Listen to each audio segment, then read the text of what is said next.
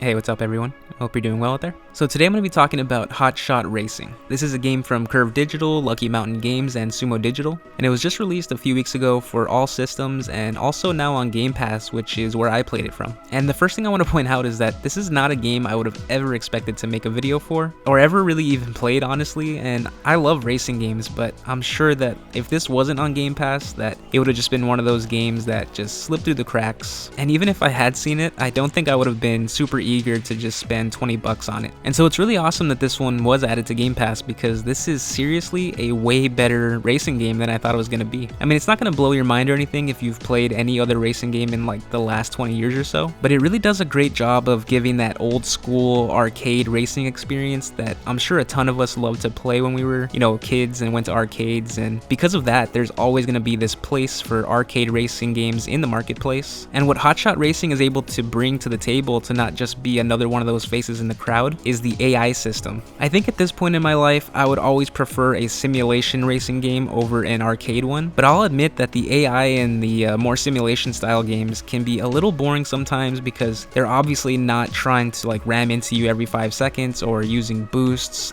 or drifting right into you and slamming you into the wall, at least not all the time, because of course, it's a simulation experience. But all that stuff is pretty fun, and it's great when it's done right. But then at the same time, arcade ones don't always pull that off either. It's rare when I play any racing game and feel like the computers could be real people based on the way that they're driving. You'll probably notice the fakeness of it when they take the lead and kind of tend to slow down so that you can catch up, or when it's way too easy and you just pull ahead by so much that you start to kind of even overlap them without any real struggle. And that can be dependent on the difficulty, but this game is able to avoid most of that on all of the difficulties. I mean, sure, there is a bit of that AI-ness on normal difficulty, which is the easiest difficulty in this game, where they do tend to like pull back on the speed once they do get in the lead. But what they were really able to pull off well is that the other cars always felt like they were being driven by real people in maybe like an online match rather than just CPUs, and that was super cool. It was easily the thing that stood out to me the most in every race. They would basically intentionally just drive into me all the time, and they were using their boosts when it made sense, and they would even drive into each other in like this very natural way, and that was all really surprising. And then in the case of the actual racing itself, that was definitely a bit simple, but there's a big emphasis on drifting, and depending on how easy you'll be able to adjust to that or not,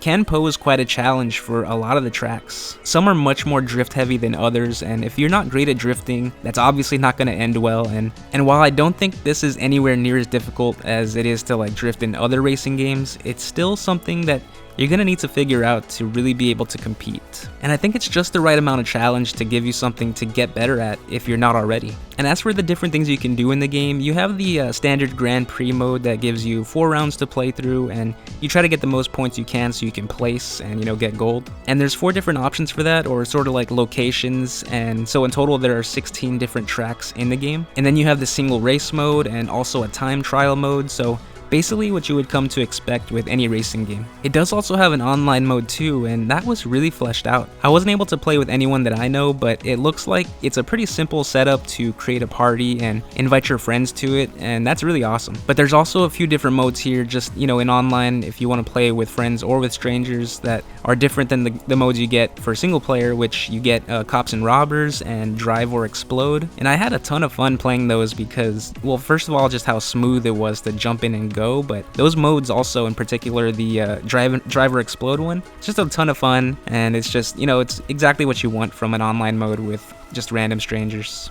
Unfortunately though, there weren't too many servers to choose from, and most of them seemed to be like way too far away from me in wherever they were in the world to allow for a good connection. Anytime I tried to join, it just said that I couldn't connect, so I wasn't able to do too much of the online play. But the stuff that I did do, the online modes that I did get to play, again, were really fun, and so I'm glad that it wasn't just some tacked on thing, and they really like put some time into it, and that's always appreciated. And also, I forgot to mention, but you have like a variety of characters to choose from in this game that actually each have like sort of a short backstory of sorts, and that was a nice touch. And they all have 4 different cars specific to them that are each a bit unique and, you know, have the differences in speed and drifting, and, you know, you get to choose which one you prefer. But you can also modify them too in many ways. They have like a bunch of cosmetic changes that you can make to each car, and it's mostly for cosmetic purposes, the modifying, along with, you know, different outfits that you can purchase and unlock for all of the characters. And gladly, that's all done with in-game currencies, so there's no worries about any microtransactions or anything like that. But yeah, you know, that's pretty much all there is to say about it. The art style of it might also not be everyone's favorite, but I really did enjoy that kind of, I enjoy the blocky design, and, you know, it flowed well with the old school aesthetic of this game that it was going for, and also just that fun retro upbeat music too was really the perfect energy for it. So, you know, I really did just enjoy the game for everything it had to offer. It does always help, of course, when you don't have to actually pay full price for the game, but this really did feel like the definition, you know, of this perfect Game Pass game that will now probably get more attention because it's on there, and that's really cool. So that's all I got for this one. If you've been playing this game, what do you think about it so far? At the very least, I hope you're a much better drifter than I am, so you'll be having a more smooth experience with some of the tracks. But yeah, aside from that, you know, thank you just so much for watching this. I hope you enjoyed it, and I hope to catch you in the next one. Take care, everybody.